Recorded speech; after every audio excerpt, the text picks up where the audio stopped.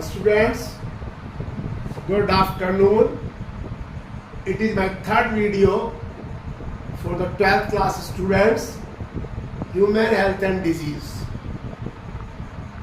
In previous videos, we discussed about the disease, but in this video, I will discuss with you disease caused by helminthes, disease caused by fungus, and disease caused by protozoans. अब यहाँ देखिए जो disease cause हो रही है, यहाँ पर अगर देखिए डिजीज कॉज बाय हेलमिंथेस.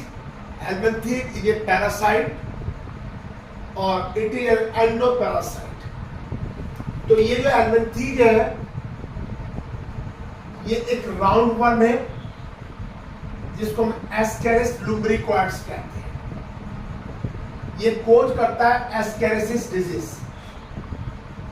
एंडोपैरासाइट्स है. ये ह्यूमन की स्मॉल इंटेस्टाइन में प्रेजेंट होता है. It is located, it lives in the small intestine part. ये कॉमन इन चिल्ड्रन, क्योंकि बच्चे मिट्टी खाते हैं. They have the habit to eat the soil. बच्चे जो मिट्टी खाते हैं, क्ले खाते हैं, दोनों को खाते हैं, तो उस क्ले या सोयल के अंदर एस्केरिस के एग्स प्रेजेंट होते हैं. इसलिए बच्चों को मना किया जाता है, they don't eat the soil. तो ये एस्केरिस के एग्स प्रेजेंट होते हैं and when they eat the soil which is contaminated the eggs और दे ईट द अनवॉश्ड वेजिटेबल. बिना धोई सब्जियां खाते हैं, बिना धोए फ्रूट्स खाते हैं. There also be the means which can cause the ascariasis disease. देखिए जब ये एग्स चले जाते हैं तो हैच होके उसमें एस्केरिस के वर्म्स आ जाते हैं. इसमें जो सिम्टम्स आती है, इंडाइजेशन, एब्डोमिनल डिस्कम्फर्ट्स. एब्डोमिनल में थोड़ा प्रॉब्लम रहती है. Acute colic pain, intestinal pain होती है. गैस्ट्रिक अल्सर होता है. अपेंडिसाइटिस होती है. डायरिया होता है. वोमिटिंग होती है.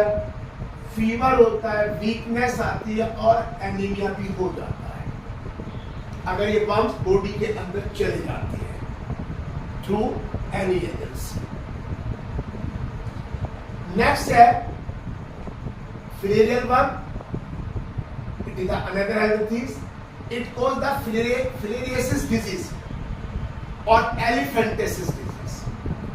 This is caused by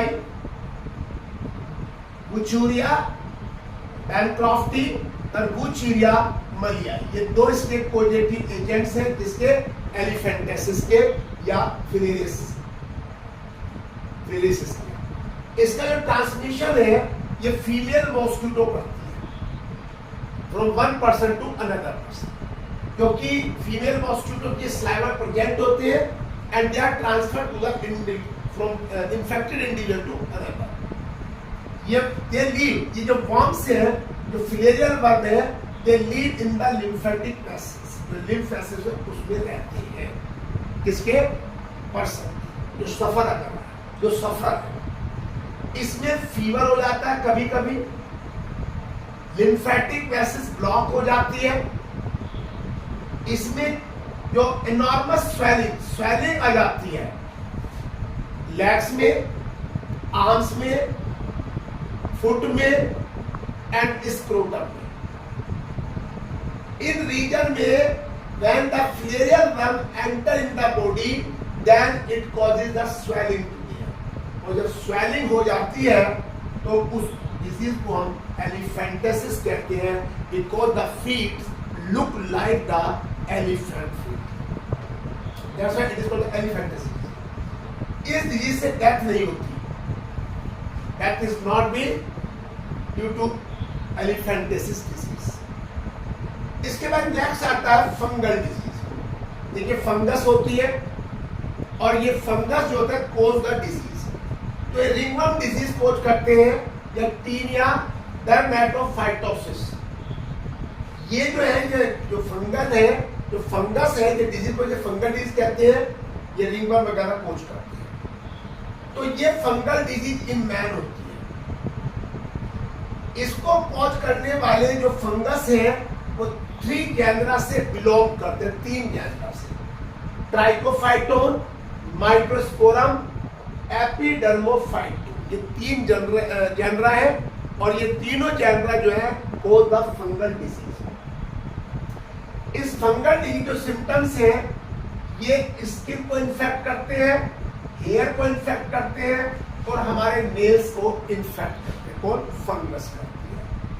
symptoms क्या है इसकी कि ड्राई अपीयरेंस होती है, स्केली लेजन्स हो जाते हैं on the different part of the body like hair, nails, skin में हल्के जख्म बन जाते हैं।